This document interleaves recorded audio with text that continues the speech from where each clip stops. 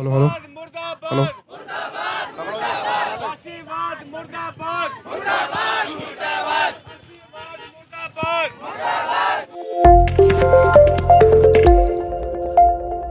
Professor Ritu के समर्थन में बुराड़ी थाने पर जैसे जैसे समय बीत रहा है वैसे वैसे लोगों की संख्या जो है वो बढ़ती जा रही है।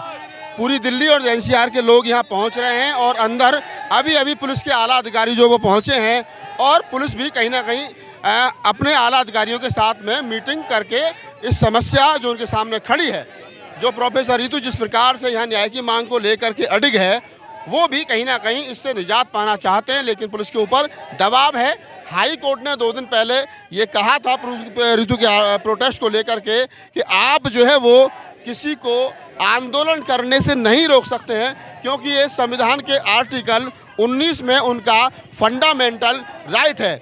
लेकिन उसके बावजूद भी कौन सी मजबूरी है दिल्ली पुलिस के ऊपर कि जिस प्रकार से आज उनका आंदोलन जो है वो खदेड़ दिया गया है। क्या कारण है, किसका दबाव है? रितु के समर्थन में देखेंगे कि जहां तक भी अभी यहाँ पर पहले 10-20 लोग थे, लेकिन यहाँ हज़ारों की संख्या में लोग जो है वो इकट्ठा हो गए, लोग जो है वो पहुँच गए। मैं कुछ एक लोगों से बातचीत करूँगा और बताने की। कुंडू साहब, क्या कहोगे आप इस पूरे मामले के बारे में, क्या कहना चाहोगे? ये फांसीवाद है, गुंडागर्दी है। हम हर तरीके की गुंडागर्दी का विरोध करेंगे, सड़कों पर उतरेंगे, किसानों का साथ देंगे, एमएसपी की मांग करेंगे, ईवीएम को हटाने की मांग करेंगे, ईवीएम को जलाएंगे, संविधान को बचाएंगे। संविधान को जलाएंगे। आरएसएस देश का सबसे बड़ा आतंकी संगठन, एसएस मुसाफिर, ये किताब संघीय आतंकवाद और तमाम वो किताब जो है बहुजन आंदोलन को लेकर के यहाँ जो है वो बिक रही हैं। ये तमाम लोग आंदोलित हैं और आंदोलन के साथ साथ वो तमाम लोग हैं यहाँ पर। क्या कहना चाहोगे आज के इस प्रोटेस्ट के बारे में, जिस प्रकार से पुलिस ने हाई कोर्ट की परमिशन के बावजूद भी यहाँ खदेड़ दिया गया है?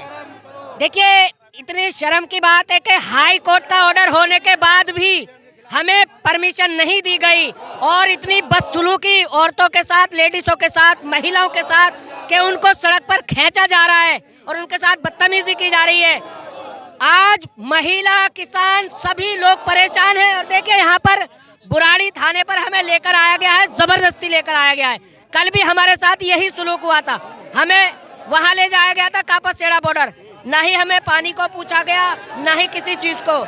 अब गृह मंत्री अमित शाह और देश के प्रधानमंत्री जी अब ये चाहते हैं, सिर्फ एक नाम के लिए संविधान रह गया है, संविधान को ये बिल्कुल खत्म कर चुके, ताक में रख चुके हैं। तो आप कह रहे हैं संविधान को पूर्ण रूप से खत्म कर चुके। लोगों में गुस्सा है बहुत ज्यादा। कुछ मुस्लिम समाज के लोग हैं, क्या करने के लिए आए हो यहाँ आप? सर, डॉक्टर रितु को न्याय दिलाने के लिए आए हैं हम। उनके साथ अन्याय हुआ है, उनको नौकरी से निकाला गया है। जब तक उनको नौकरी पर बहाल नहीं होंगी और हर समाज को जो है उनको इंसाफ नहीं मिलेगा, हम ये लड़ाई लड़ते रहेंगे। हम हमेशा डॉक्टर रितु के साथ हैं। तो तमाम लोग हैं डॉक्टर रितु के समर्थन में, यहाँ संख्या जो है वो बढ़ती जा रही है। और भी कुछ लोग हैं, बातचीत कर लेते हैं। और पुलिस के आला अधिकारी जो है वो कहीं ना कहीं अंदर बड़े आला अधिकारी भी पहुंचे हैं, वो मीटिंग कर रहे हैं। वीर सिंह जी पुलिस में रहे हैं। वीर सिंह जी, क्योंकि आप पुलिस से रिटायर हैं, थोड़ा बताओ कि इस प्रकार का माहौल कभी आपने देखा है पुलिस की तरफ से? अब पुलिस ना रह करके ये आरएसएस के कार्यकर्ता बन गए हैं। पहले ऐसी पुलिस नहीं थी। दिल्ली पुलिस का नाम था पूरे भारत में कि ये अंडर प्रेशर काम नहीं करती, लॉफुल काम करती है। अब 19 के बाद जब से देश के तड़ी पार गृह मंत्री बने हैं तो पुलिस अंडर प्रेशर काम कर रही है। वो जैसे आरएसएस के गुंडे काम करते हैं वो काम पुलिस कर रही है। आरएसएस के गुंडों के, यानी आरएसएस के इशारे पे कहीं ना कहीं काम जो है वो कर रहे हैं। क्या कहना चाहोगे बुराड़ी थाने में जिस प्रकार से एक सम्मानित प्रोफेसर को मिट्टी में ला करके बिठा दिया, धरती पर बैठने के लिए कुर्सी तक नहीं दी गई, और इससे ज्यादा क्या अपमान हो? राहुल भाई साहब, आप जानते हो, देख रहे हो, पत्रकार हो, जितना अत्याचार अब हो रहा है और अब 24 में और आ गया ना तो घर से निकाल के मारेंगे, फांसी पर लटकाएंगे। यही अब ये देखना भाई साहब, इतना बड़ा अत्याचार हो गया, जुल्म की हद हो चुकी है। सुप्रीम कोर्ट का ऑर्डर, हाई कोर्ट का ऑर्डर आने के बाद भी प्रोटेस्ट करने की अनुमति मिल गई है, लेकिन फिर भी रास्ते में रोक दिया, मारपीटी करने लगी। ये सरकारें हैं, ये तो जुल्म जाति की हद हो चुकी है भाई साहब। अब तो ये सब कुछ छोड़ दिया। और दलित, मुस्लिम माइनॉरिटी अगर अभी भी नहीं सुधरेंगे ना तो घर से निकालेंगे, बीवी बच्चों को भी मारेंगे। जो पहले समय था ना, औरतों को लेके जाया करते, ऐसे औरतों को उठा के घर से ले जाए, लड़कियों औरतों के, ऐसा दिन आने वाला है भाई साहब। ऐसा दिन आने बाजियाँ। नहीं सर आपको एक याद दिलाता हूँ मैं। ऊना कांड के बाद एक माननीय प्रधानमंत्री जी ने देश को आह्वान किया था कि मेरे दलित भाइयों को मत मारो, मुझे गोली मार दो, याद है? उसका मतलब था जब तक मैं हूँ कितने ही मार लो, ये इशारा था।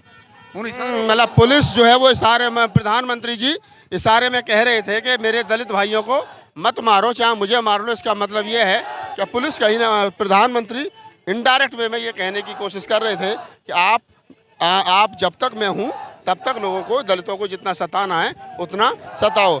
आगे थोड़ा सा रास्ता लोगों ने जाम किया है और हम देखने की कोशिश कर रहे हैं कि जिस प्रकार से यहाँ रास्ता पूरे तरीके से लोग जो है वो यहाँ एक तरीके से इन्होंने चढ़ के बोल तो बोल रे साथी हल्ला बोल, तो दिल्ली पुलिस पे चढ़ के बोल हल्ला बोल, तो दिल्ली पुलिस पे चढ़ के बोल हल्ला बोल, तो आरएसएस पे चढ़ के बोल हल्ला बोल।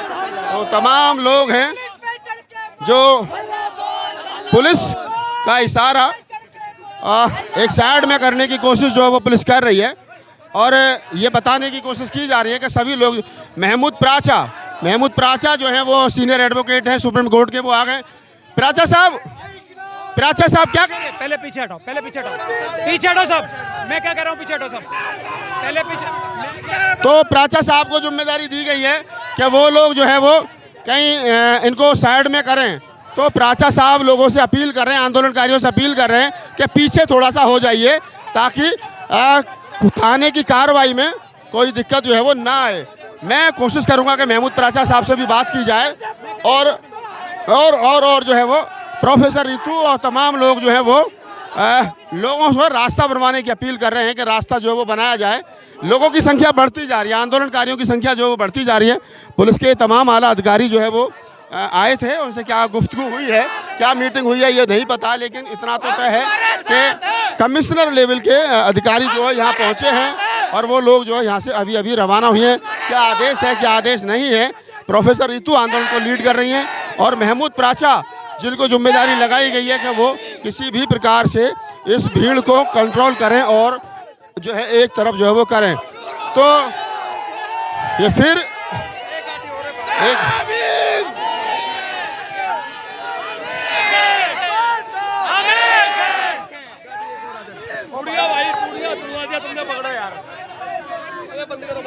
थोड़ी देर रुक जाओ। कहते हैं तो 2 मिनट सुन लिया करो प्लीज। जब प्राचा साहब कुछ कह रहे हैं तो सुन लिया करो प्लीज। आंदोलनकारी जो है वो जोश में है, जिसके चलते एक जो है वो साइड करने की कोशिश जो वो की जा रही है। रितु ने खुद अपील की है कि लोग साइड में हो जाएं ताकि लोगों को आने जाने में दिक्कत ना हो। लेकिन इतना तो तय है कि रितु के समर्थन में जो लोग यहाँ पहुँचे हैं, गुस्सा है और गुस्से के कारण लोग जो है वो बेकाबू हैं, भीड़ जो है वो बेकाबू है। महमूद प्राचा जो है वो कुछ कहने की और बताने की स्थिति में अगर होंगे तो मैं कोशिश करूंगा कि उनको, महमूद प्राचा आला अधिकारियों से बात करते हुए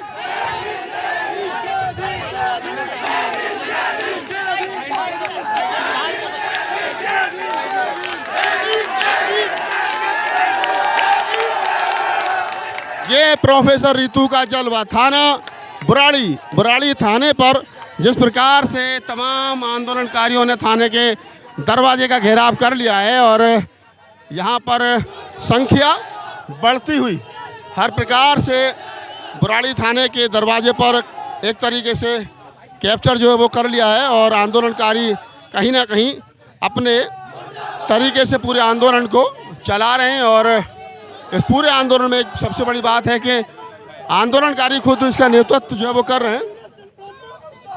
सर एक सेकंड, क्या कहना चाहोगे सर?